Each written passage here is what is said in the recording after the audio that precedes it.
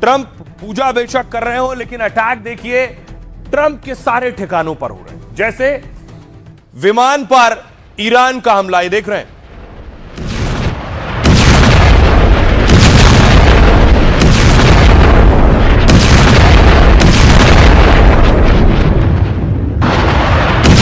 दूसरी तस्वीर मैं आपको दिखाऊं बहरीन की ऑयल रिफाइनरी पर हमला हुआ है।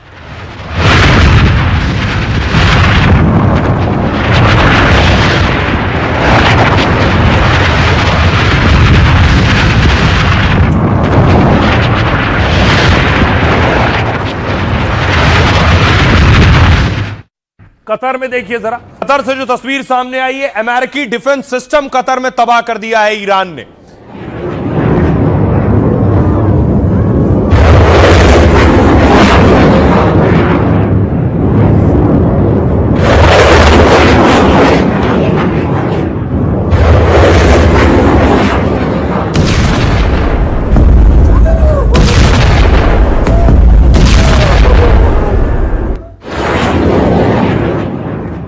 और अब ईरान का ही दावा है कि उसने अमेरिका के सबसे ताकतवर युद्धपोत यूएसएस अब्राहम लिंकन पर भी अटैक किया है।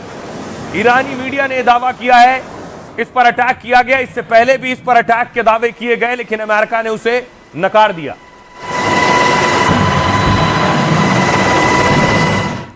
ईरान ने अमेरिका के इस सबसे बड़े युद्धपोत पर हमले का दावा किया है।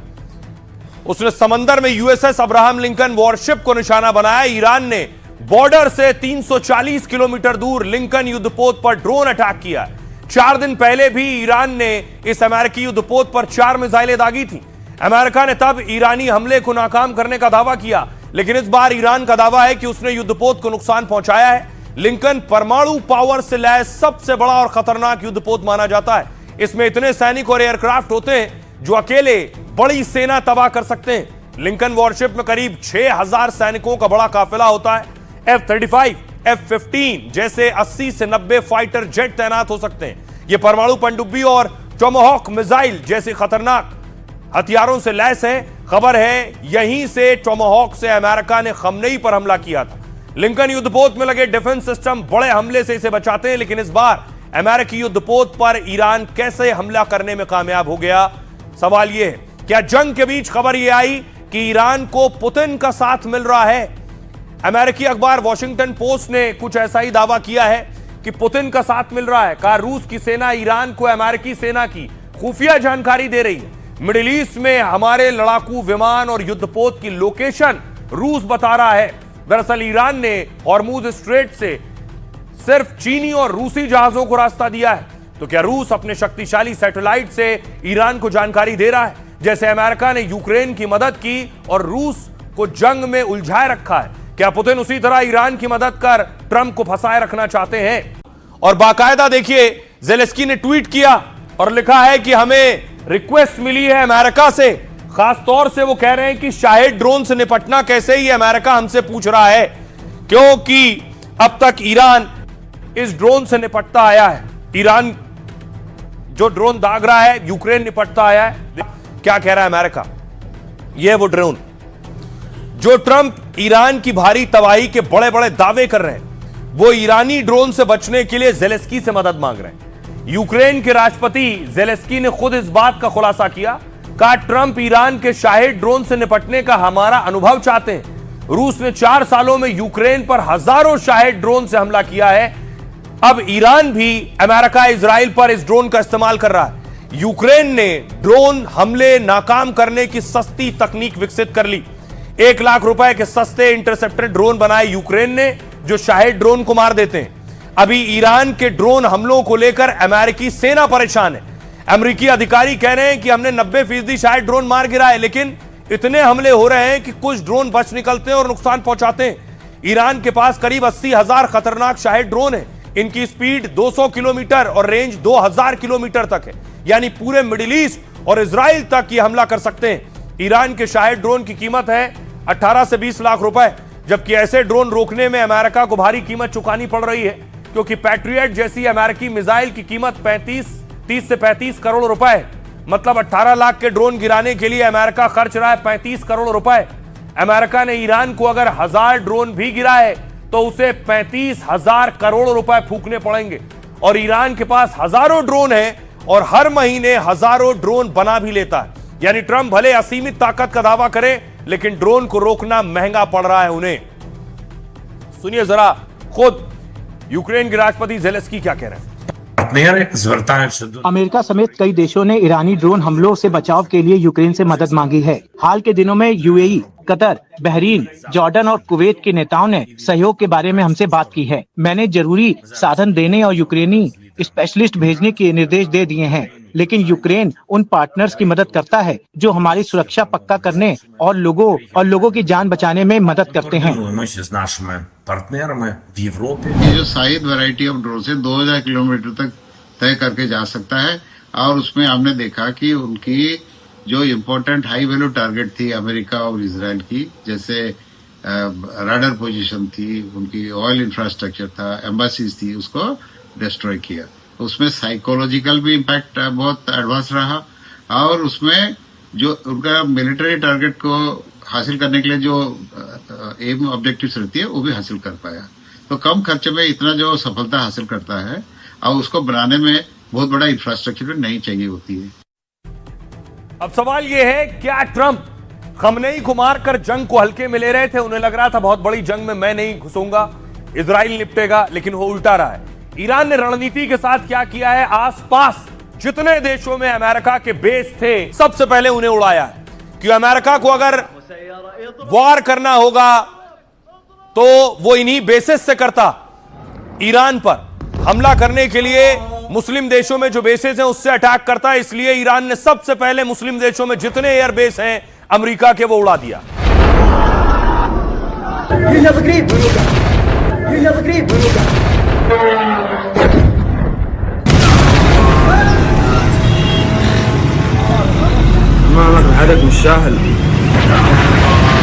देखिए ईरान की रणनीति, ईरान ने क्या किया।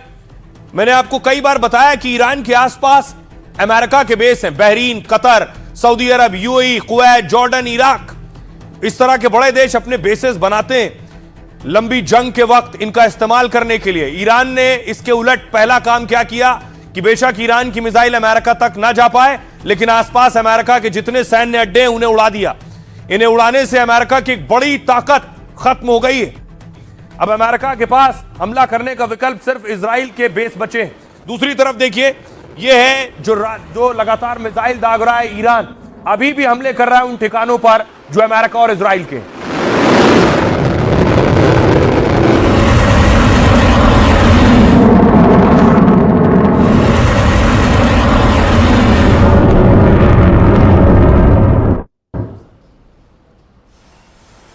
दूसरी तरफ देखिए मिसाइलें कैसे इजराइल में गिर रही।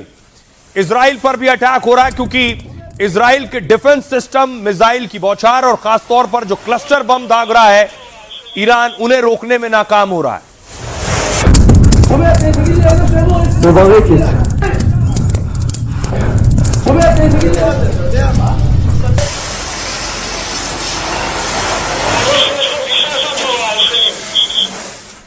इसके अलावा जो भी अमेरिका का मित्र देश रहा है, जहां सैन्य बेस रहे, वहां लगातार अटैक हो रहा है। ये यूएई की तस्वीर है, दुबई में देखिए ईरानी हमला।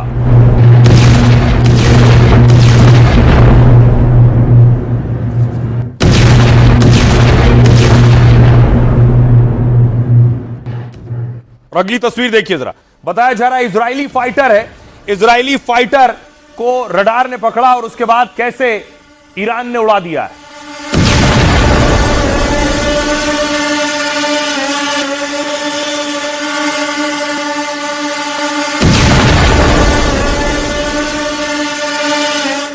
अब देखिए ईरानी हमले के बाद इजराइल की ये एरियल तस्वीर आप देख रहे हैं, ऊपर से बिल्डिंग तबाह हो गई है। लगातार हमलों के बाद इजराइल के कई शहरों का हाल ये।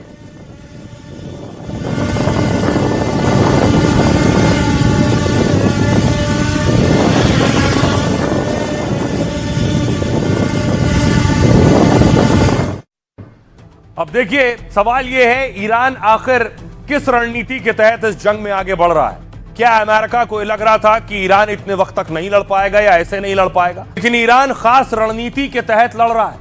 ईरान अमेरिका को थकाने की रणनीति पर काम कर रहा है, इसलिए वो जंग में ज्यादातर छोटे हथियार चला रहा है पहले, जबकि उन्हें नाकाम करने में ट्रंप को बड़े बड़े हथियार लगाने पड़ रहे हैं। खाड़ी देशों में अमेरिका के लगभग हर सैन्य ठिकाने को ईरान ने इस युद्ध में निशाना बनाया और नुकसान पहुंचाया, ताकि अमेरिका इन बेस से ईरान पर हमला ना कर सके।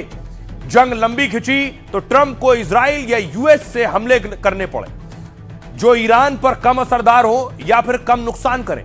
छोटे हथियार वाली रणनीति में ईरान क्लस्टर बम का इस्तेमाल कर रहा है, जिसका दावा टाइम्स ऑफ इजराइल की रिपोर्ट में किया गया है, क्योंकि ईरान ने कल इजराइल पर कई बैलिस्टिक मिसाइलें दागी।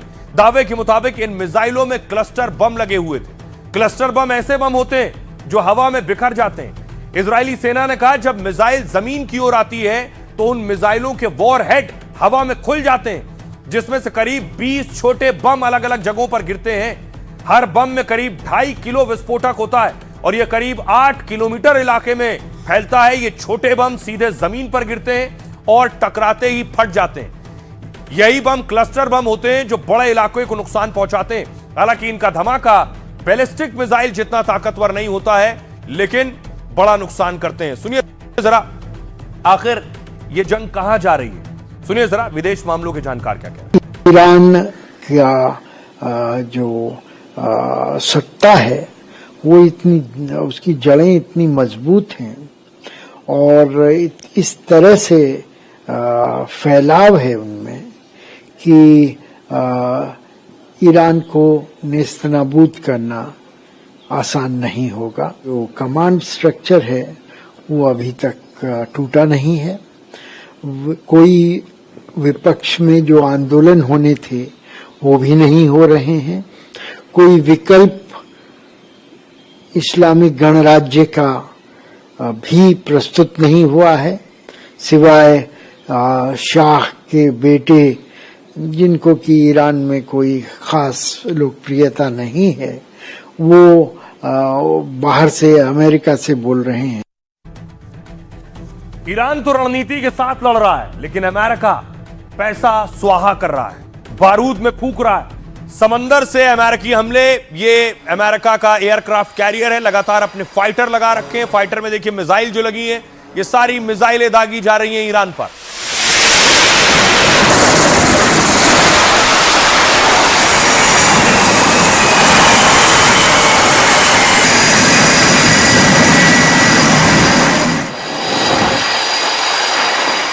अमेरिका ने इसके साथ अपना सबसे ताकतवर, ये देख रहे हैं, ईरानी कंट्रोल कमांड सेंटर पर हमला किया है।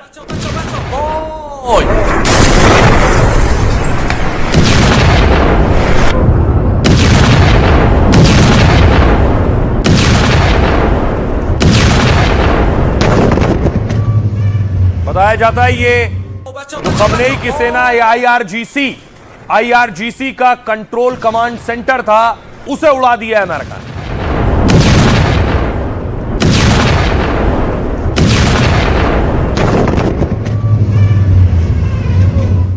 दूसरी तरफ अमेरिका ने अपना सबसे खतरनाक विमान B-52 बॉम्बर भी उतार दिया है। B-52 के अलावा B-1 बॉम्बर भी, B-2 बॉम्बर भी उतारा।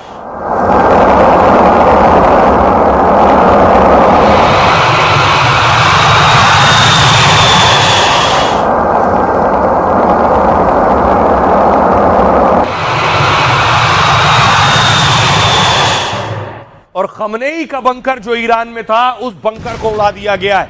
खमनेई का जो अति सुरक्षित बंकर कहा जाता था, सेफ जोन, सेफ ठिकाना कहा जाता था, उसे उड़ा दिया।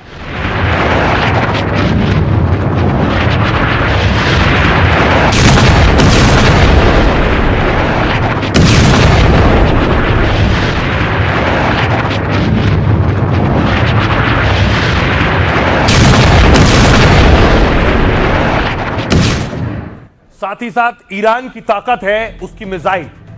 ढूंढ रहा है अमेरिका और इजराइल की आखिर मिसाइल रखी कहां है। मिसाइल स्टोरेज तक पहुंचा है। दावा किया जाता है यहां ईरानी मिसाइल थी, इस ठिकाने पर अटैक किया गया।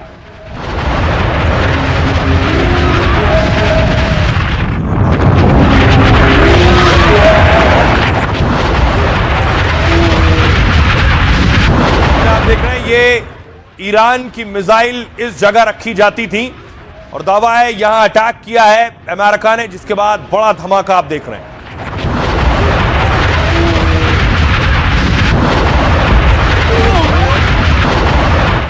इसी तरह बाकायदा एक बैलिस्टिक मिसाइल ट्रक में लॉन्च करके रखी गई थी, इस पर अटैक किया है।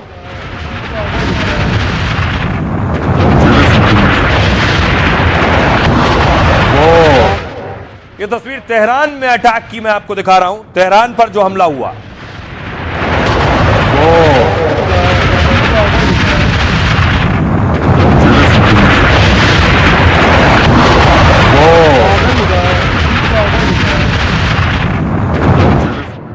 दूसरी तरफ अब मैं आपको दिखाता हूं वो मिसाइल, बैलिस्टिक मिसाइल जो ट्रक पर प्लांट की गई थी और उस पर अटैक किया है।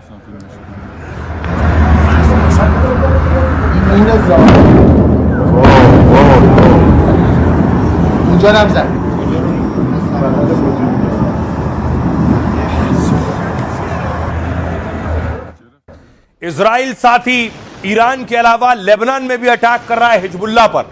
लेबनान के बेरूत में इजराइल ने हमला किया है।